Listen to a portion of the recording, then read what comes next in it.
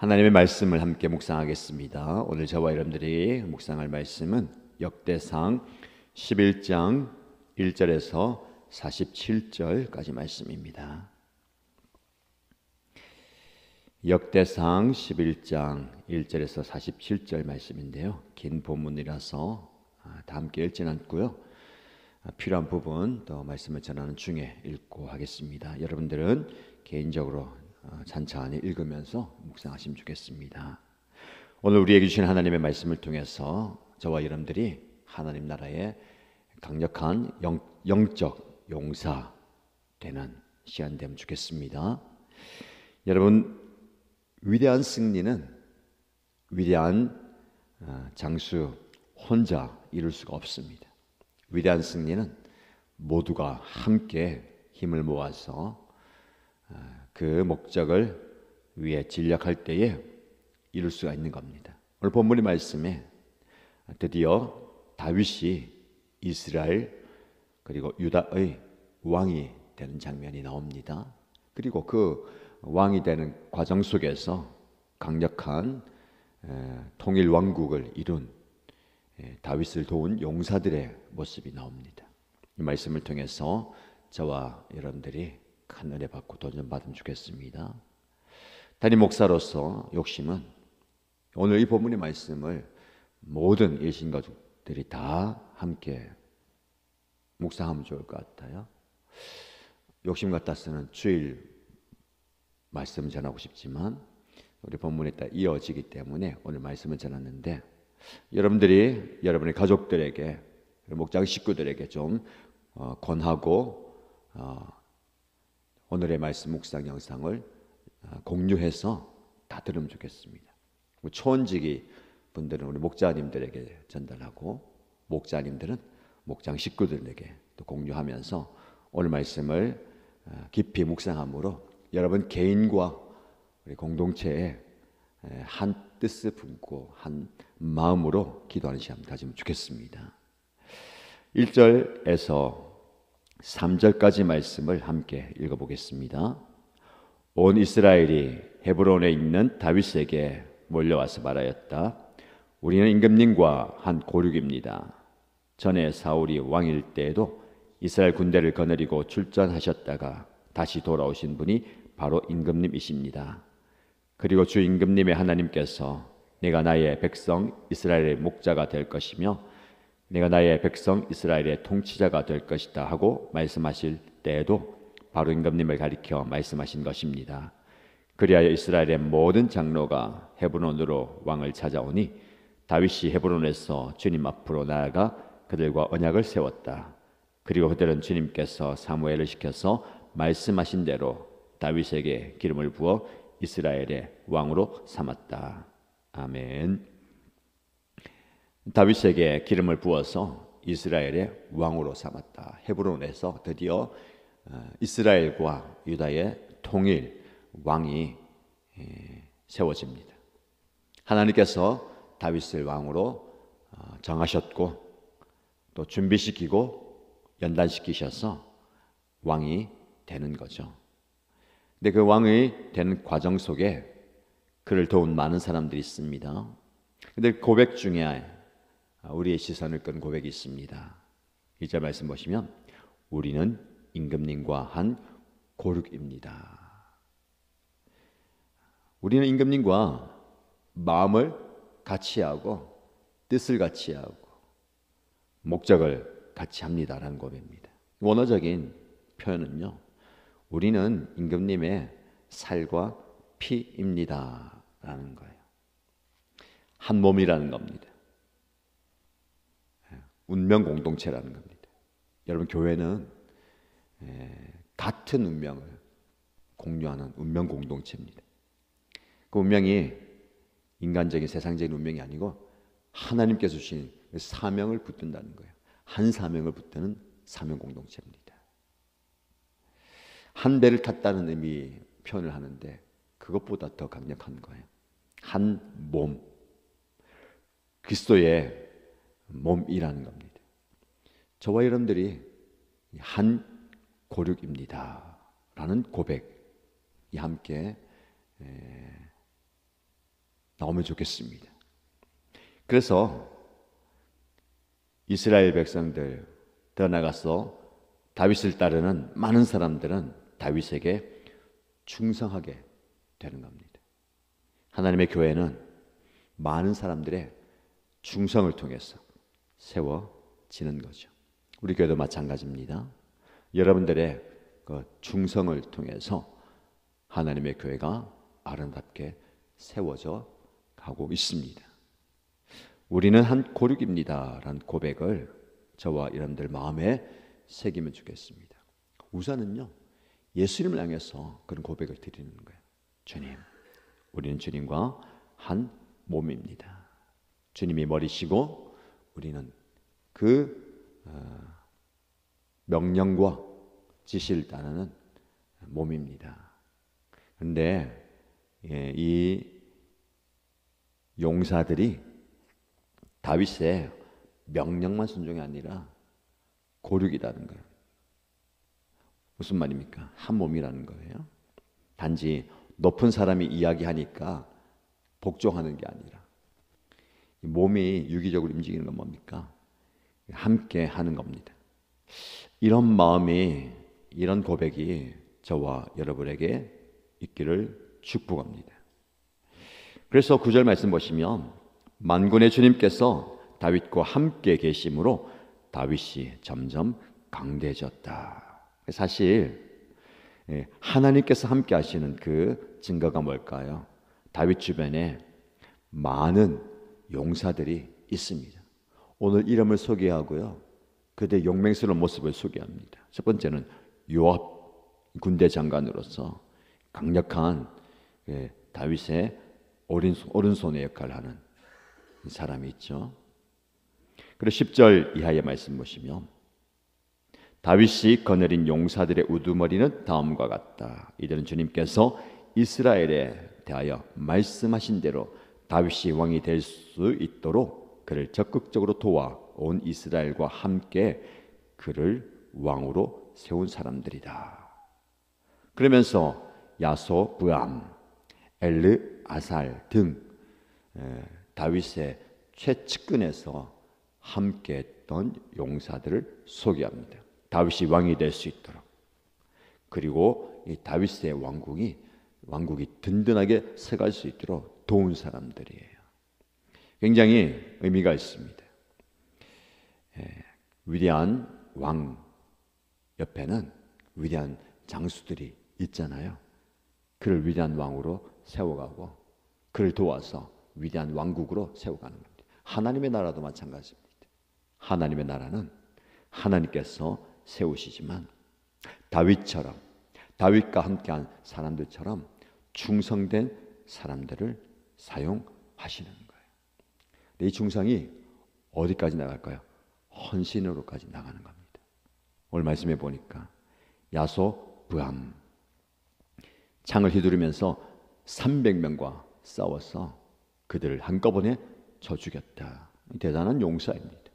그 다음에 엘르아살, 블레셋과 전쟁이 일어났는데 이스라엘 군대는요, 블레셋을 보고 두려워서 다 도망갑니다. 근데 혼자 버티고 서서 그 블레셋과 싸워 이기는 거예요. 이게 충성입니다.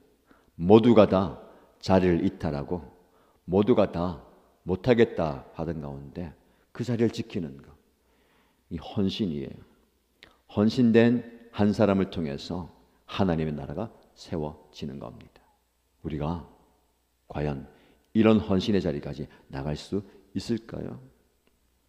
하나님께서 힘주시고 하나님께서 도와주시면 가능할 겁니다. 너무 큰 것 바라지 마시고요, 오늘 말씀에 나오는 것처럼 여러분의 자리를 지키면 되는 겁니다. 여러분의 자리를 굳건하게 지키면 되는 거예요. 눈치 보지 마시고 주변 살피지 마시고요, 하나님께 기도하십시오.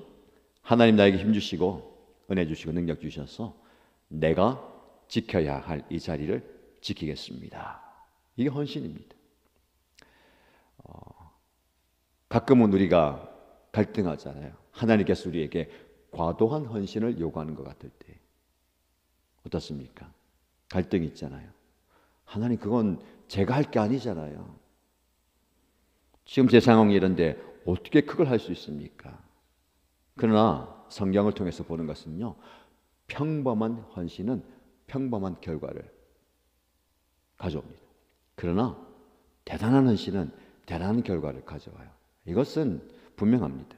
하나님께서 여러분에게 과도한 헌신을 요구하신다면 기꺼이 감당할 때에 대단한 결과를 얻게 될 것입니다. 우리 신앙에 그런 은혜가 좀 있으면 좋겠어요. 평범한 신앙생활도 좋지만 때로는 과감한 신앙생활, 300명을 감당할 수 있는, 혼자 적들을 감당할 수 있는 승리. 자, 14절 말씀 보면 주님께서 크게 승리하게 하셔서 그들을 구원하여 주셨다. 이 사람들이 대단한 용사지만 주님께서 승리하게 하시는 거예요. 주님 손에 붙들리면 그렇게 쓰임 받는 것이죠. 하나님 나라에 필요한 용사가 있습니다. 하나님 부르신 용사가 있습니다. 오늘 말씀해 보면 새 용사에 대한 이야기가 나와요. 새 용사, 특별히 다윗을 도와줬던 많은 사람들이 있는데 그 중에서 다윗 가까이 있는 새 용사, 여러분이 새 용사가 되면 좋겠습니다. 별로 원치 않으십니까? 새 용사, 세 명의 용사. 저는 이 본문을 굉장히 좋아합니다. 우리 교회에도 담임 목사를 도와서 하나님 나라를 세워가는 새 용사가 있습니다. 누군가 생각하지 마시고 바로 나라고 생각하세요. 목사님, 저는 아닌데요, 멀리 있는데요, 생각하지 마시고 여러분이 새 용사가 되십시오. 이어지는 말씀 16절에서 19절, 성경의 많은 본문 중에서 저는 이 본문을 굉장히 좋아합니다. 지난번에도 이 말씀을 한번 전한 적이 있는데, 다윗이 전쟁을 계속해서 치르는 가운데 무심결에 이런 말을 합니다.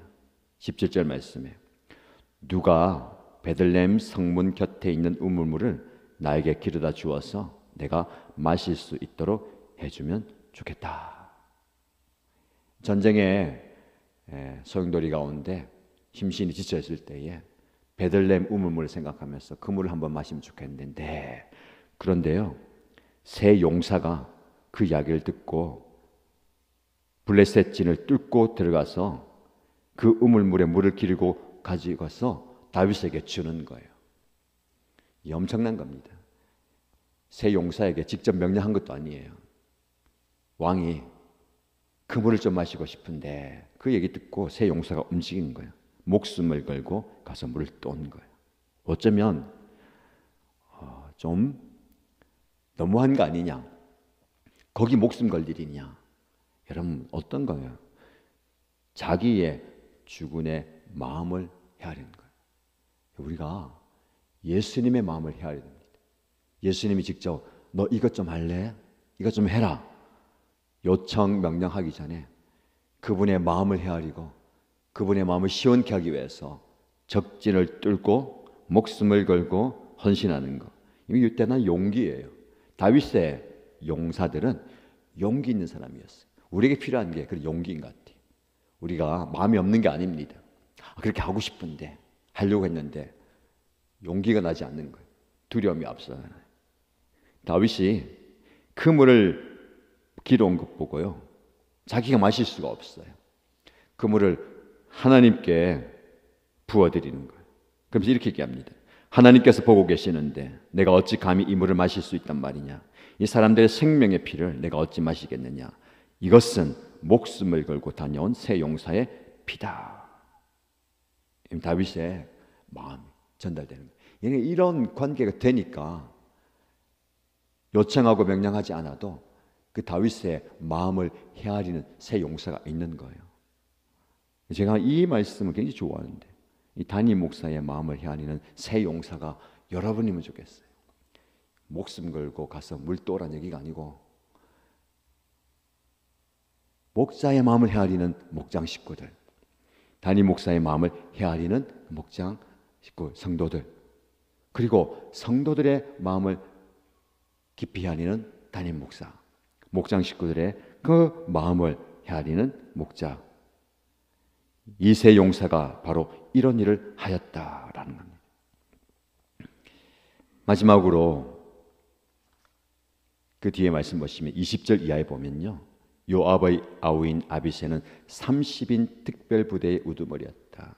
3명의 용사를 소개한 뒤에 이제 30명의 용사를 소개하는 거예요. 그 30명의 용사,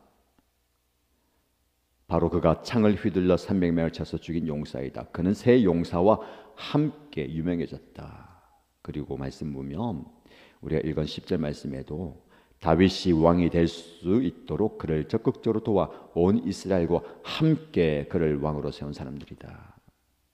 3명의 용사가 아무리 용맹스럽고 충성스러워도요, 30명의 용사가 있었고 더 많은 용사들이 함께 세워가는 거예요. 하나님의 교회는 연합해서 세워가는 겁니다.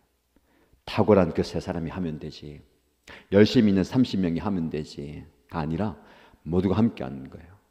여러분에게 권면합니다. 3인의 용사가 되십시오. 그게 좀 부담스러우면요, 30명의 용사 안에 드세요. 그래서 하나님의 교회와 하나님의 나라를 위해서 함께 충성하십시다. 하나님께서 우리를 통해서 놀라운 하나님의 뜻을 이루어 가실 겁니다. 오늘 4가지 말씀드렸습니다. 다윗과 함께 하나님의 나라를 세운 그 용사들, 3인 안에 들든 30인 안에 들든 혹은 그 외에 용사이든 이름들이 소개되고 있잖아요. 그들은 모두가 충성한 사람들이었습니다. 헌신한 사람들이었습니다. 용기를 낸 사람들이었습니다. 연합하여 함께 했던 사람들입니다. 우리 공동체 안에 이 4가지 덕목으로 하나님의 일을 감당하는 저와 여러분 되시기를 주님의 이름으로 축복합니다.